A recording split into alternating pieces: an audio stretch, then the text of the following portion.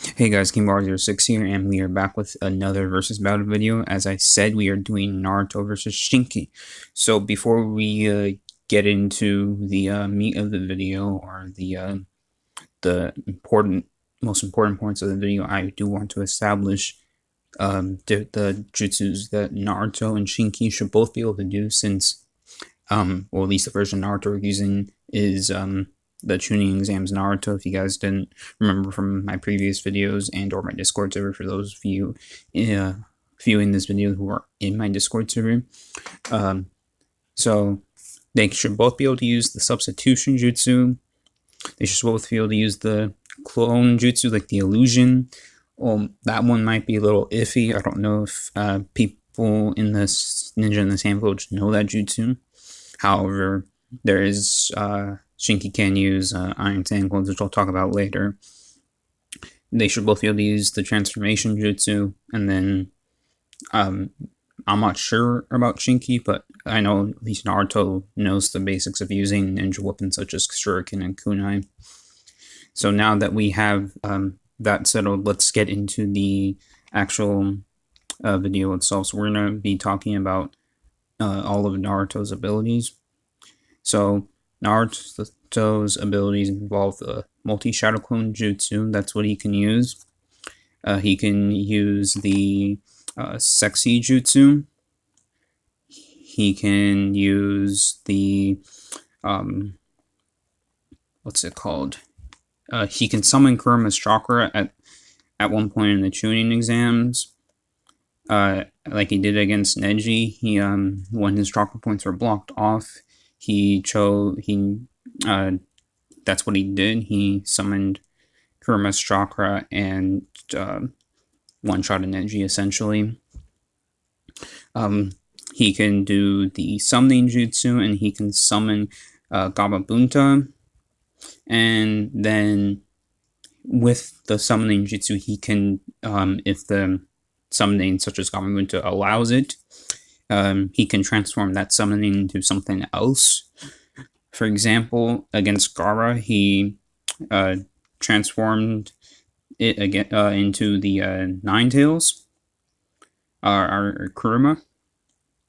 And that's really all we need to talk about with Naruto's abilities. So let's get into Shinki's abilities. So let's first establish the strength of of Shinki's sand. So if you guys have seen Naruto Shippuden and you've seen the first fight, or one of the first fights, Sakura versus Sasori, Sakura and Shio versus Sasori, Sasori used the puppet of the first Kazekage, who used Iron Sand, the first one in the series that we know of that used Iron Sand. And Sakura punched it a bunch of times, but she never really broke it. She broke the puppet itself, but she didn't actually do anything to the Iron Sand. Sasori shaped it into cubes and squares and all that, and Sakura punched it with her monstrous strength, but her strength couldn't do it. So there's that. Also, with the sand, Shinki has the ability to fly. So yeah, he can do long range and short range with his Iron Sand. Another ability he has, similar to Gaara, is his third eye. He can make a third eye, and then he closes one eye, and he can look through it like Gaara did in the tuning exams. And he's done before. Well, he's done again. One property of his Iron Sand is he can move it as he can just shape it however he wants. It's almost like another limb for him. For example, he created an iron wall against Mitsuki during the tuning exams of Boruto. By the way, spoiler alert for those of you who haven't watched Boruto. Another example of him using his sand like another limb is later on, when they're after the fighting Urashiki, when Boruto gets back to the father and daughter. I forget her name exactly, but her father was stuck under a rock, and Shinki just casually moved it with his sand. And when Boruto and the little girl combined couldn't even do anything. And during the beginning of the fight against Mitsuki in the Chunin exams, he was able to use his sand and just straight attack Mitsuki, like just throw strikes with his sand. So there's that.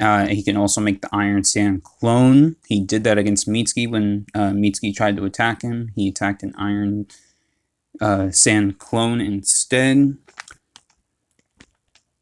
And one very important property of the Iron Sand that Shinki can use is he can do magnetic force. Essentially, magnetic force, what it does is if he hits someone with it, he puts an Iron Sand marking, and any attack he does with the Iron Sand will automatically follow that opponent unless he chooses himself to stop it, like when Mitsuki gave up during the Chunin exams. So it's pretty much an unavoidable attack.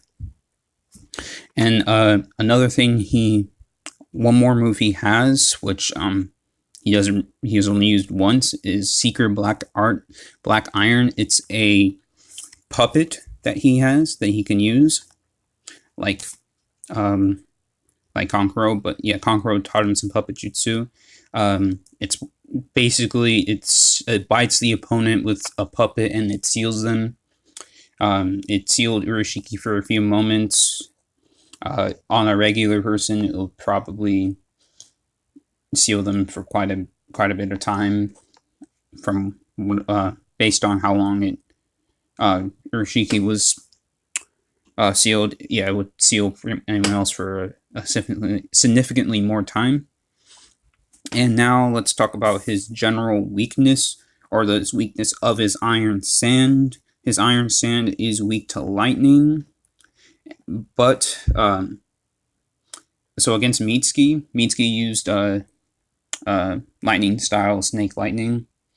That did break Shinki's sand. However, Shinki did that on purpose to make Mitsuki think he had an opening to attack, and that's how he got attacked with the Iron Sand marking. So that didn't really work out for him. So there's that. It took the purple lightning that Boruto used from the ninja tool, which is Kakashi's jutsu, in order to break it. So it takes a pretty powerful amount of lightning to completely dominate his Iron Sand. Now, let's talk about the result of the match. So I believe that the result would be that Naruto would likely lose to Shinki. The only way I could see him winning is if he uses any amount of Kurima's chakra, or he does a summoning jutsu. Against Gaara, when he was trapped in the coffin, his sand coffin thing, he did use summoning. They didn't show it. They didn't show him asking for Kurima's chakra, but then again, during that point in the series, Naruto was not able to do it with his own chakra. So it could be assumed he was using Kurima's chakra, or maybe it was just one of those moments where he could just do it on his own. So there's that. I would say that, yeah, unless Naruto uses any amount of Kurima's chakra, he's not winning. Even if you take Naruto after he learns the Rasengan, I doubt even though, since the Rasengan doesn't have a specific nature until Naruto adds wind to it, I'm not really sure it's potent enough to completely dominate the Iron Sand. Maybe Shinki would probably feint Naruto into thinking that it broke the Iron Sand, and he would just end it. His Iron Sand marking would make it pretty much impossible for Naruto to avoid Shinki's attacks, because once he uses that, it's over. If he can use his Iron Sand clone to fight or trick Naruto, because Naruto can't see through clones. So there's that. The fact that he can use his sand-like limbs is also a thing. And also, at this point, until Shippuden, Naruto is a close range fighter. So even if Shinki thinks he's going to have any kind of trouble, he can just simply fly and stay long range. So even if Naruto hypothetically had a lightning jutsu like Chidori, which he doesn't because he can't use lightning nature whatsoever, he would completely get clapped. So there's that. I think that's about it for me explaining why he wins. I know this was significantly shorter than my last video. I did not want this to drag on like it did before. So now, just for fun, let's talk about the other opponents that he would fight, and let's first mention Shino. So Shino, even though he has his bugs, because of what we've seen from Shinki, Shinki's a very rational person. Boruto says himself he kind of acts like a machine. So I'd say that Shino's bugs probably wouldn't get past the sand. If maybe it's iffy. If it got past the sand and touched his body, then Shino wins. I doubt that Shino could that kid Shino could outsmart Shinki. Based off what I've seen in the show, in Boruto, and in the first part of Naruto. So I'm going to give Shino the win there, but you guys can let me know in the comments whether you agree or disagree. So now let's mention Kankuro. So Kankuro would absolutely lose because one, Shinki, he has knowledge of puppets. So he can either use puppet to fight back against Kankuro. Shinki wouldn't get tricked by fighting Crow. So, for example, in the elimination round of the tuning exams, Kankuro used his puppet and disguised the puppet so it looked like him and tricked the other guy into thinking that he had him when he just had the puppet the entire time. So there's that. Shinki wouldn't fall for something like that. He would likely look to figure out where the actual person is, where Kankuro actually is, and just take him out. Kankuro doesn't really, unless Kankuro can trap him. No, just like Gar would clock Kankuro, Shinki would do it. Shinki would do the same thing with his sand just fine. So let's move on to Temari. So Temari does have powerful wind style. She's like one of the first people we see in the series to use wind style.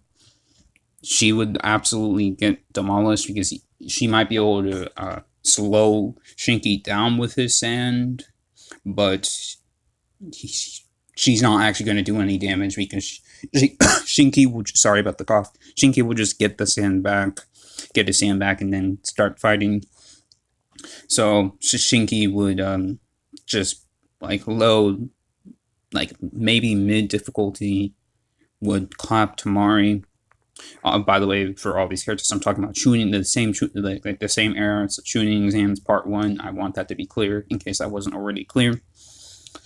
Then there's Shikamaru. Shikamaru is interesting because if Shikamaru traps Kankuro, then he wins. But even then, depending on the type of fight we're doing, if we're doing like a tuning exams like fight, where there are rules and limitations, Shikamaru, even Shikamaru traps Shinki, he would likely give up like he did against Temari because it would take a lot of effort to actually do something like that.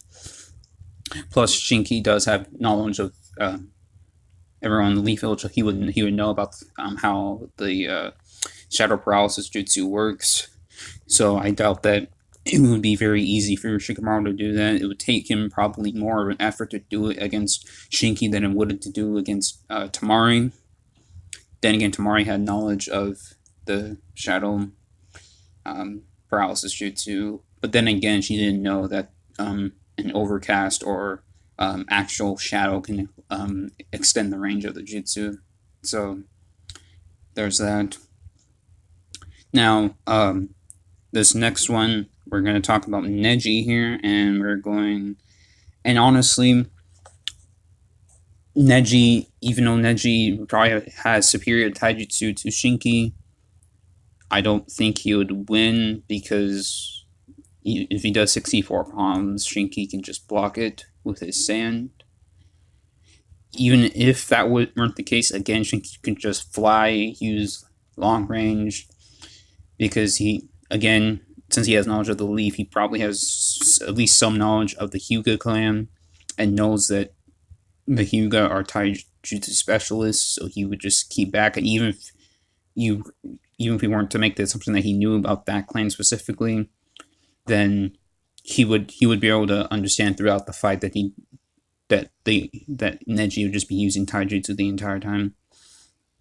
So I don't think Neji could win, and I don't know if Shinki could just block his attacks with sand. Maybe when he's doing 64 problems, it could get through, but I'm not really so sure about that. So I would say that Shinki can just simply block it with his sand, put more chakra into it if he has to. So then let's talk about Sasuke, because Sasuke actually has a lightning jutsu. He has the Chidori, this kid Sasuke.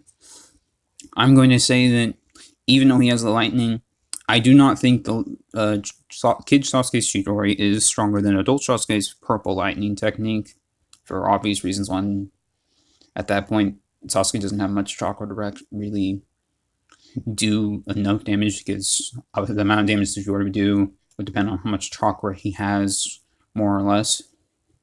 I do not think he has enough chakra, or his Chidori can do enough. If you look at the damage that he did to the water tower, and you look at the area of effect and the damage that the purple lightning has done, I'd say the purple lightning far surpasses Kid Sasuke's Chidori, and it's not going to do anything. And even if so, Shinki can just do another feint, either use an Iron Sand clone, or just sacrifice some of the Iron Sand, and then do the Iron Sand marking and the fight. Because once Iron Sand marking is on, no one's going to be able to avoid the attacks from. For one, we've seen no one's can blatantly avoid it. They'd have to be able to block it, and that's not happening. So I'm saving the hardest one for last, and that would be Gaara. And just in case it wasn't already clear, I'm just talking about people who made it to the final round of the tuning exams. So Gaara and Shinki have similar techniques. Now, given all of that, I would say that Gaara would likely win, because if Shinki and Gaara use their sand, Shinki's sand is likely stronger than Gaara's, and I will say that. However, Gaara does have a tailed beast at this point in the series, so if Shinki pushed Gaara to the limit, Gaara would likely use the power of Shikaku and instantly just win, because he would blatantly overpower Shinki. Again, if there's tuning exams rules, then Gaara would just would just get past the sand and break him. If not, if this was truly death, Shinki would die. So there's that. And by the way, just to clarify real quick, not the Conqueror, but the Shinki versus Naruto fight, I want to clarify, if we do tuning exam rules, I think Shinki can simply use his sand to knock Naruto out and end it. If it's to the death, the only way Shinki would win is if Naruto somehow couldn't use the chakra from Kurama. If he used any amount, even the small amp he got versus Neji, I think would be enough, because he could either use summoning jutsu or just find an opening on Shinki and overpower him.